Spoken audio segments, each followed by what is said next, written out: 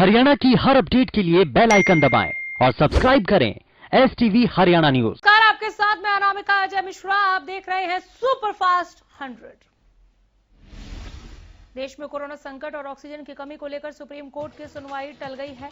आपको बता दें कि ऑक्सीजन की कमी को लेकर मंगलवार को सुनवाई होगी।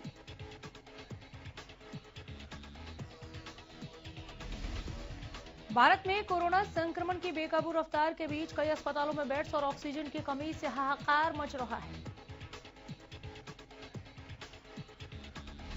देश में लगातार दूसरे दिन 3 लाख से ज्यादा रिकॉर्ड नए केस सामने आए। साथ ही मौतों की संख्या में भी इजाफा हुआ है। देश में पिछले 24 घंटे में कोरोना का रिकॉर्ड 3,32,000 के करीब मामले सामने आने के साथ एक्टिव मामलों का आंकड़ा 24,21,000 के पार पहुंच गया है। जबकि बीते 24 घंटे में 2250 से ज्यादा कोरोना मरीजों के दम तोड़ने के साथ इस महामारी से मरने वालों की संख्या 1,86,928 हो गई है। कोरोना संक्रमण की चेन तोड़ने के लिए कड़ी पाबंदियों के बावजूद महाराष्ट्र में 67,000 से ज्यादा नए केस सामने आए हैं। महाराष्ट्र में गुरुवार को कोरोना संक्रमण के 67,013 नए मामले सामने आए, जबकि कोविड-19 महामारी से 568 लोगों की मौत हुई। कोरोना के एक्टिव मामलों की संख्या बढ़कर 6,99,858 हो गई। राज्य स्वास्थ्य विभाग के अनुसार महाराष्ट्र में कोरोना संक्रमितों का कुल आंकड़ा 40,94,840 पहुंच चुका है, जबकि अब तक कुल 62,469 कोरोना मरीजों की मौत हुई है। राजधानी दिल्ली में गुरुवार को 24 घंटे में कोरोना संक्रमण के 26,169 नए मामले सामने आए, जबकि 306 मरीजों की मौत हुई है। इसके साथ ही दिल्ली में संक्रमण की दर 36% से ऊपर पहुंच गई है, जो पिछले साल महामारी की शुरुआत के बाद से सर्वाधिक है। मुंबई के विरार स्थित विजय वल्लभ अस्पताल में शुक्रवार सुबह आग लगने से कोविड के 13 मरीजों की जलकर मौत हो गई। फायर डिपार्टमेंट के मुताबिक अस्पताल के आईसीयू में 17 मरीजों का इलाज चल रहा था। सुबह 3:15 बजे शॉर्ट सर्किट से आग लगी। 5:30 बजे तक आग पर काबू पा लिया गया। जानकारी के मुताबिक विजय वल्लभ अस्पताल के मरीजों को नजदीकी अस्पताल में भर्ती कराया जा रहा है। मौके पर आला अधिकारी पहुंच रहे हैं। अभी हॉस्पिटल प्रबंधन की लापरवाही पर कोई कार्रवाई नहीं की गई। कोरोना के गहराते संकट के बीच ऑक्सीजन के खत्म होने की खबर ने सभी को परेशानी में डाला हुआ है, जिसके बारे में बोलते हुए सीएम मनोहर लाल ने कहा कि प्रदेश के अस्पतालों में ऑक्सीजन की कमी नहीं आने दी जाएगी। सीएम ने कहा कि पानीपत ऑक्सीजन प्लांट से हरियाणा और दिल्ली के अलावा अन्य राज्यों को की जाने वाली आपूर्ति में कुछ कठिनाई आई थी। अब उसका समाधान कर लिया गया। सीएम ने बताया कि प्रधानमंत्री से इस संबंध में उनकी बातचीत हुई थी। सीएम ने आगे बताया कि पानीपत ऑक्सीजन प्लांट से ट्रकों में ऑक्सीजन भरने के लिए रोस्टर बना दिया गया है। अब से 1 ट्रक हरियाणा के लिए और 2 ट्रक दिल्ली और पंजाब के लिए भरे जाएंगे। उन्होंने कहा कि वे खुद पानीपत प्लांट की मॉनिटरिंग कर रहे हैं। अंबाला से भी ऑक्सीजन की कमी की खबर सामने आई है। मिली जानकारी के मुताबिक यहां पार्क अस्पताल में कुछ ही घंटों के लिक्विड और गैस ऑक्सीजन बाकी है। ऐसे में खबर सामने आने के बाद स्वास्थ्य विभाग पूरी तरह से हरकत में आ गया है और यह आश्वासन दिया जा रहा है कि बेहद जल्द अस्पताल को ऑक्सीजन मुहैया करवा दी जाएगी।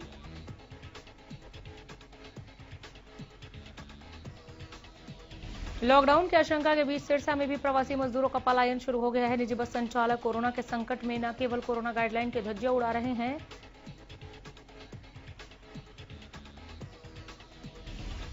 बल्कि प्रवासी मजदूरों की मजबूरी का फायदा उठाकर चांदी भी कूट रहे हैं। निजी ट्रैवल्स द्वारा बसों और कैब में निर्धारित संख्या से ज्यादा प्रवासी मजदूरों और उनके परिवारों को बैठाकर रवाना किया जा रहा है।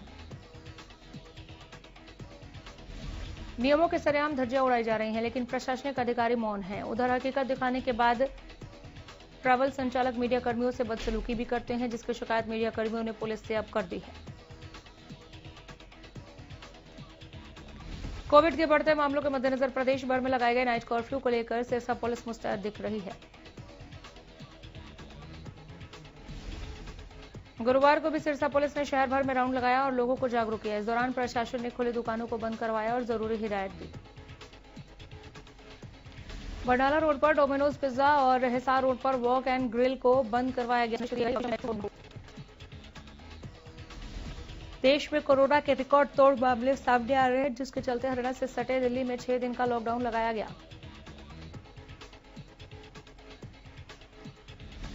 दिल्ली से आने जाने वाले वाहनों की प्रदेश में जगह जगह गहनता से जांच भी की जा रही है। बावजूद इसके नजफगढ़ से झज्जर आने वाले मार्ग पर कल तक कोई पुलिस कर्मचारी मुस्तैद नहीं था। लेकिन हरियाणा न्यूज की खबर के बाद झज्जर पुलिस के आला अधिकारी पूरी तरह मुस्तैद दिखाई दिए और दिल्ली से आने जाने वाले वाहनों की गहनता से जांच की गई। बादली चौकी इंचार्ज सभी वाहनों को रोककर उनसे आने का कारण पूछ रहे हैं। साथ ही जरूरी कागजात चेक करने के बाद ही उन्हें झज्जर में आने की अनुमति दी जा रही है।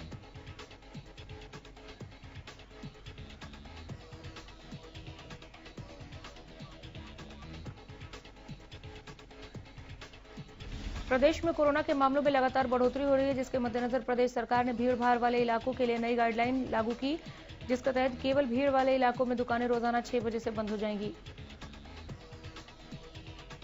बता दें कि प्रदेश में नाइट कर्फ्यू का समय रात 10 बजे से लेकर सुबह 5 बजे तक है, लेकिन भीड़ को रोकने के लिए केवल भीड़ भाड़ वाले इलाके में दुकानें रोजाना 6 बजे से बंद होंगी। देश और प्रदेश में कोरोना के बढ़ते प्रभाव को देखते हुए गृह मंत्री अनिल विज ने बड़ा फैसला लिया। विज ने प्रदेश में शाम 6 बजे से बाजार बंद करने का फैसला लिया है। शुक्रवार से बाजार शाम 6 बजे तक बंद करने के आदेश जारी किए गए। प्रदेश सरकार की ओर से जारी किए गए आदेशों पर दुकानदारों ने अपनी अपनी प्रतिक्रिया व्यक्त की। किसी ने इस आदेश को गलत कहा तो किसी ने इसे ठीक माना।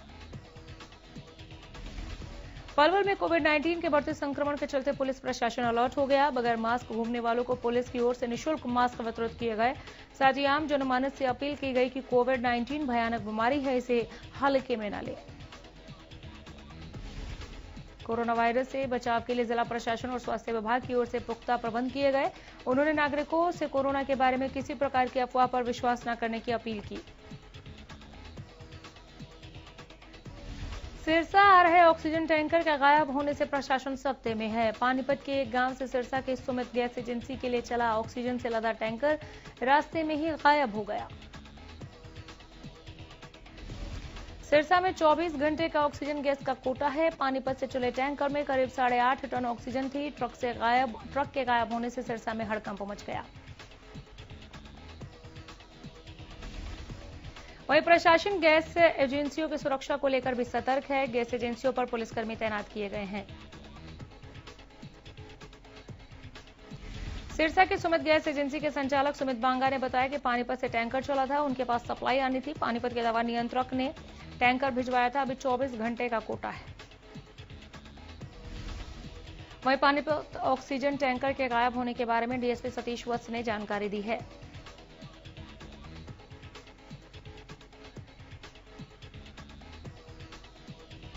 फरीदाबाद के civil surgeon doctor Randeep Singh Punia ने साफ किया कि उनके जिले में ऑक्सीजन की कोई कमी नहीं है, इसलिए किसी को चिंतित होने की जरूरत नहीं है। उनका कहना है कि फरीदाबाद में खेड़ी कला, पाली, कुराली और तिगांव में कुल मिलाकर 100 ऑक्सीजन बेड उपलब्ध हैं, जिसका लाभ जरूरतमंद मरीज उठा सकता है। गुरुग्राम में कोरोना संक्रमित मरीजों की संख्या दिन प्रतिदिन बढ़ती जा रही है। बुधवार को 2988 कोरोना के संक्रमित मरीजों के आने से साइबर सिटी में कोरोना के एक्टिव केस बढ़कर 16,027 पर पहुंच गए।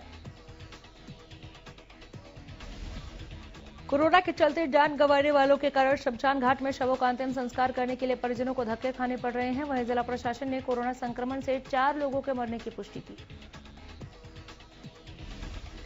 गुरुग्राम के डीसी यश गर्ग की माने तो गुरुग्राम में कोरोना से रोजाना 2,500 से 3,000 केस सामने आ रहे हैं, जिसके कारण सभी हॉस्पिटल भरे हुए हैं। इस समय सबसे ज्यादा बेड की सुविधा मुहैया करवाने की प्राथमिकता है। गुरुग्राम के सोहना रोड स्थित मालिबू टाउन को नगर निगम जल्दी टेक ओवर कर लेगा। इसके लिए तमाम प्रक्रिया पूरी की जा रही है। बता दें कि डीपीआर तैयार कर नगर निगम इस सोसाइटी को अपने अधीन कर लेगा।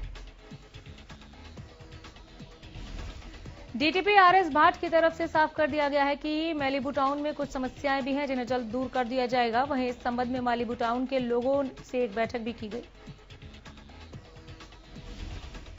वहीं नगर निगम कमिश्नर की तरफ से साफ कर दिया गया है कि मालिबू टाउन में जो भी दिक्कतें हैं उन्हें पूरी तरह से खत्म किया जाएगा और टेक ओवर की प्रक्रिया को पूरा किया जाएगा। फतेहाबाद में कोरोना के हालात बेकाबू होते जा रहे हैं। हर रोज 100 से ज्यादा मामले कोरोना संक्रमण के सामने आने से स्वास्थ्य विभाग के माथे पर चिंता की लकीरें हैं। फतेहाबाद में अब तक करीब 1550 से ज्यादा कोरोना सक्रिय मरीज मिले। स्वास्थ्य विभाग के माने तो फतेहाबाद में कोरोना हॉटस्पॉट के रूप में फतेहाबाद सामने आने लगा है। हर रोज आने वाले संक्रमण के केसों में सबसे ज्यादा फतेहाबाद के शहर ही हैं। वहीं जिले में कोरोना से मरने वालों की लोगों की संख्या में भी बड़ा इजाफा हुआ। कोरोना का कहर लगातार जारी है तो दूसरी तरफ ऑक्सीजन को लेकर भी हाहाकार मचा है। हालांकि प्रदेश सरकार ऑक्सीजन की कमी से इनकार कर रही है, लेकिन फतेहाबाद में स्थिति कुछ और है। फतेहाबाद में ऑक्सीजन की कमी देखने को मिल रही है। लोगों को डिमांड के अनुसार ऑक्सीजन नहीं मिल रही है। हरियाणा सरकार ने कोरोना से संक्रमित मरीजों के लिए निजी अस्पतालों में इलाज की दरें निर्धारित कर दी हैं। स्वास्थ्य विभाग के महानिदेशक ने गुरुवार को इसके आदेश जारी कर दिए। दरअसल निजी अस्पतालों द्वारा कोरोना के इलाज के लिए मनमाने दाम वसूलने के मामले सामने आने के बाद सरकार की ओर से निजी अस्पतालों में इलाज की दरें निर्धारित कर दी गई हैं। प्रदेश सरकार के आदेशानुसार आइसोलेशन बेड के लिए 8 से 10 हजार रुपए, बगैर वेंटिलेटर के लिए आईसीयू 13 से 15 हजार रुपए और आईसीयू में वेंटिलेटर केयर के साथ इलाज की दरें 15 से 18 हजार रुपए निर्धारित की गई हैं।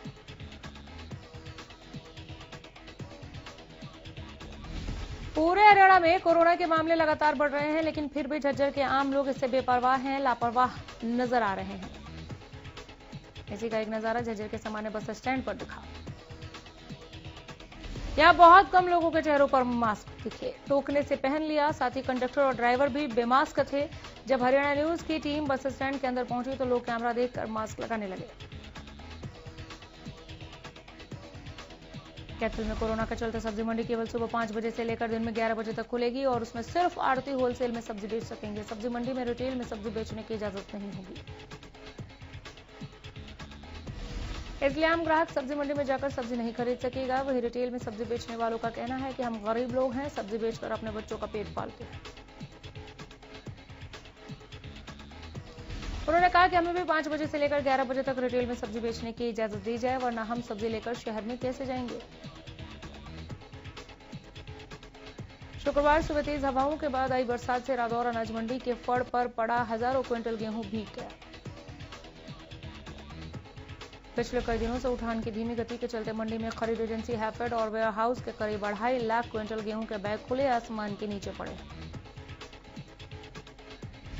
गेहूं के इन बैग को ढकने के लिए पर्याप्त मात्रा में तिरपाल का भी प्रशासन की ओर से कोई प्रबंध नहीं है, जिससे ठेकेदार और खरीद एजेंसियों की लापरवाही से बरसात में भीगी गेहूं की गुणवत्ता प्रभावित हो सकती है। सोनीपत जिले में कृषि योग्य भूमि के बंजर होने का खतरा बढ़ता जा रहा है। 81% भूमि में नाइट्रोजन की कमी पाई गई है। जानकारी दे दें कि कृषि विभाग लगातार कई सालों से अलग अलग खेतों की मिट्टी के सैंपल लेकर कार्य कर रहा था। उसी के तहत लगभग 3 लाख सैंपल लेकर रिपोर्ट सामने आई, जिसमें 68% भूमि में ऑर्गेनिक कार्बन कम हुआ। ऐसा इसलिए हुआ क्योंकि किसान लगातार खेतों में असंतुलित रासायनिक खादों का इस्तेमाल कर रहा है और फसल विविधीकरण की अनदेखी कर भूमि की सेहत के साथ खिलवाड़ किया जा रहा है। देश में कोविड केसों के लगातार केस बढ़ते मामलों के बीच अब दिल्ली हरियाणा बॉर्डर पर हालात बेहद चिंताजनक दिख रहे हैं। सरकार किसानों के कोरोना टेस्ट कराने के लिए प्रतिबद्ध दिखाई दे रही है, माफ कीजिएगा, जिसके चलते गुरुवार को सोनीपत जिला प्रशासन और अलग किसान नेताओं के बीच अहम बैठक भी हुई।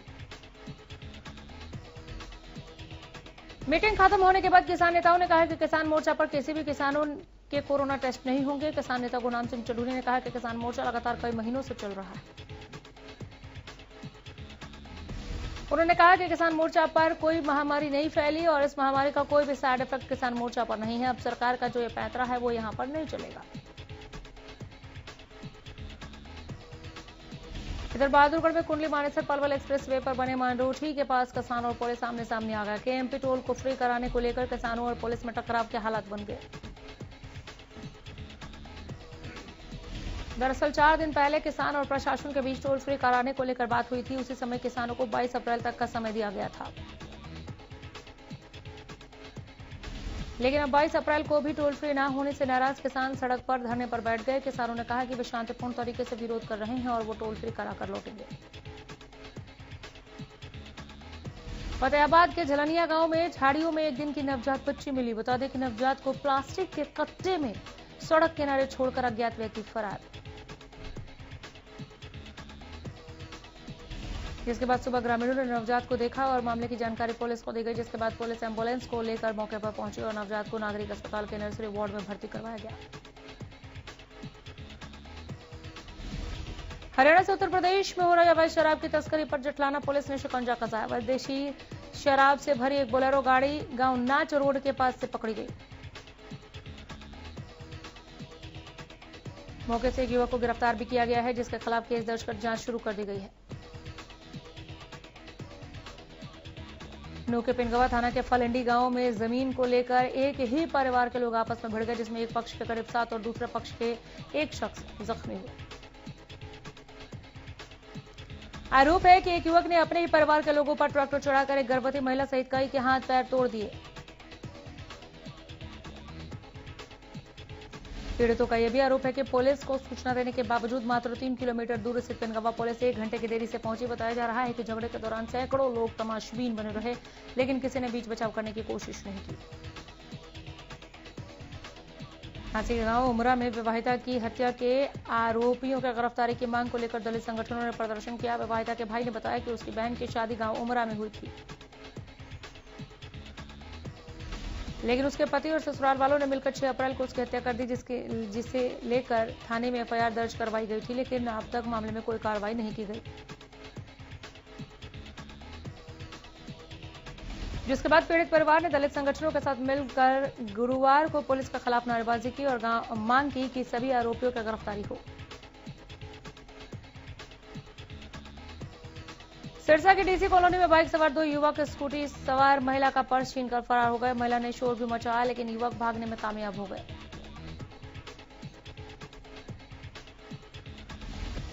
मोटरसाइकिल पर सवार युवक सीसीटीवी में कैद हो गए। वहीं सीसीटीवी कैमरों से पता चला कि युवक हिसार रोड की ओर फरार हुए हैं।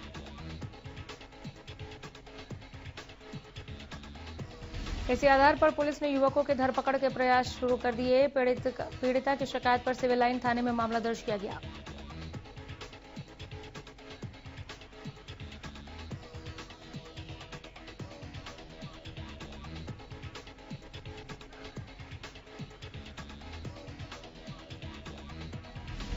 प्रदेश में चोरों के हौसले बुलंद हैं। दरअसल पानीपत की धूप सिंह नगर में चोरों ने एक ही रात में 8 दुकानों के ताले तोड़कर कैश और सामान लेकर फरार हो गए।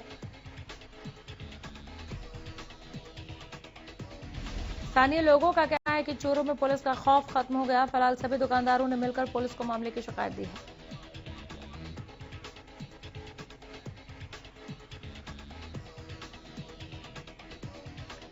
भिवानी से ऐसा मामला सामने आया जिसमें 3 व्यक्ति मोबाइल टावरों के बैटरियां चोरी करने के मामले में पुलिस ने गिरफ्तार किया, जिसमें से 2 आरोपी फरार हैं।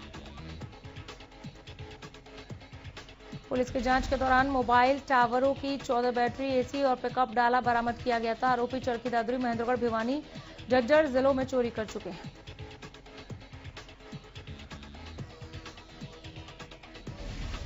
तीनों आरोपी बलजीत, सुनील और मोहम्मद कदमा गांव के निवासी हैं। आरोपी बलजीत 21 मामलों में जेल जा चुका है। फिलहाल पुलिस आगे की कार्रवाई कर रही है।